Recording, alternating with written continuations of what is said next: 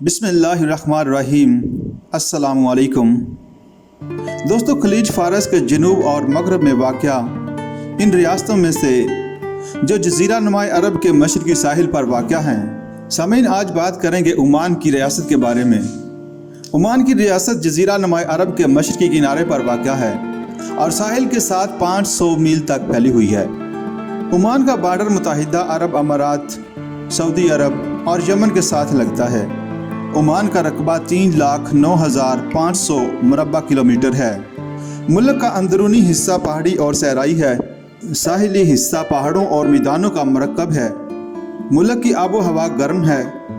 بارش موسم گرما میں مونسون ہواؤں کی وجہ سے ہوتی ہے۔ سامعین اکرام، رسول اکرم صلی اللہ علیہ وآلہ وسلم کی زندگی میں ہی عمان کے لوگ مشرف باسلام ہوئے۔ یورپ سے عمان کا پہلا رابطہ 1508 میں ہوا، جب پرتگالیوں نے اس کے ساحلی علاقوں پر قبضہ کر لیا، جو 1650 تک جاری رہا۔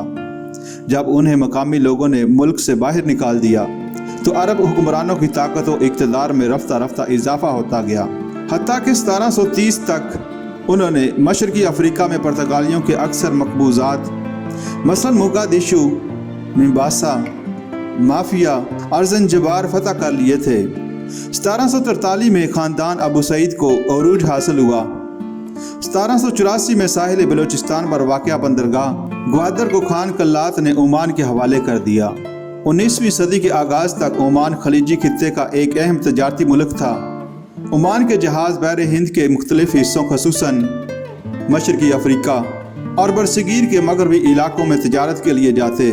یورپ سے جب تیز رفتار دخانی جہاز آئے تو عمان کی اہمیت کم ہو گئی۔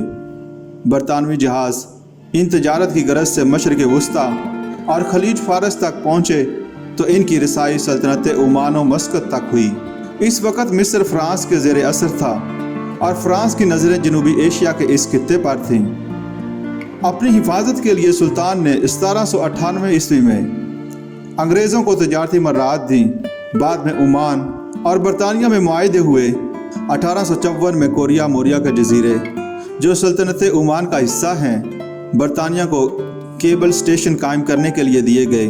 20 نومبر 1967 کو جزیرے واپس عمان میں شامل کر لیے گئے۔ 20 دسمبر 1951 کو معاہدہ دوستی، تجارت اور سمندری تعلقات طے پایا۔ سلطان سعید بن تیمور، جو 38 سال 1932 سے 1970 تک ملک کا حکمران رہا، قدامت پسند اور روایتی زندگی کا قائل تھا، اور وہ کسی طرح بھی مشرقی تبدیلی کے حق میں نہیں تھا۔ 1968 میں تیل کی دریافت سے جو نئے تقاضے پیدا ہوئے، ان سے عہدہ برا نہیں ہو سکا۔ دراصل وہ 1958 سے گوشہ نشین ہو گیا۔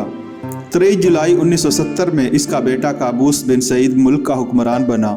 سلطان قابوس جدید تعلیم سے بہرہ اور دور جدید کے تقاضوں کو پہچانتے ہیں۔ ملک تعمیر و ترقی کی راہ پر گامزن ہے۔ سلطان سعید کے دور میں ایک اندرونی پیچیدگی پیدا ہوئی۔ ملک کے جنوب میں ظفار علاقے کے لوگوں نے، جو خلیج فارس کے گرد نواح میں کام کرتے تھے اور بیرونی سیاسی نظریات سے متاثر تھے، آزادی کی تاریخ چلائی اور حکومت کے مد مقابل آ گئے۔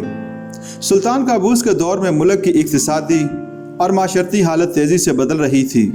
سلطان قابوس نے 1975 میں ظفاریوں کی تحریک پر قابو پا لیا اور ملک میں امن و امان بحال ہو گیا، اور ابھی تک یہی حکمران نسل در نسل برسر اقتدار ہیں۔ ملک کی معیشت رایانہ اور بدوی ہے۔ پہاڑی علاقے میں جہاں بارش ہوتی ہے اور ساحل کے موافق حصوں میں کاشتکاری ہوتی ہے۔ کھجور، گندم، جوار، پھل اور تمباکو اہم پیداوار ہیں۔ ساحلی علاقے میں ماہی گیری ہوتی ہے۔ 1968 میں تیل کی دریافت کے بعد معیشت میں تبدیلی آئی۔ تیل ملک کے لیے آمدنی کا واحد بڑا ذریعہ ہے۔ بیرونی یعنی برطانوی کمپنیوں سے تیل کی پیداوار کے لیے معاہدے کیے گئے ہیں۔ بیرونی تجارت میں تیل کی بنیادی اہمیت ہے۔ زیادہ تر برطانیہ کو بھیجا جاتا ہے، جس سے عمان نے 1951 میں تجارت اور دوستی کا معاہدہ کیا تھا۔ برطانیہ کے علاوہ تیل مغربی یورپ کے ممالک جاپان، آسٹریلیا، بھارت کو بھیجا جاتا ہے۔ ان ملکوں سے خوراک اور صنعتی اشیاء درآمد کی جاتی ہیں۔ ٹیکسٹائل واحد بڑی پیداواری صنعت ہے۔ عمان میں تانبا، سونا، کرومائٹ اور چونے کے وسیع ذخائر بھی پائے جاتے ہیں۔ زراعت کا دار و مدار کھجوروں، لائمز، کیلے، الفالفا، سبزیاں، اونٹ مویشی اور مچھلی پر ہے۔ عمان کے پاکستان کے ساتھ خوشگوار تعلقات ہیں۔ دونوں ملکوں میں مذہبی، ثقافتی اور تاریخی رشتے ہیں۔ بین الاقوامی سطح پر دونوں کے نظریات میں موافقت ہے۔ دونوں کے تجارتی تعلقات خوشگوار ہیں۔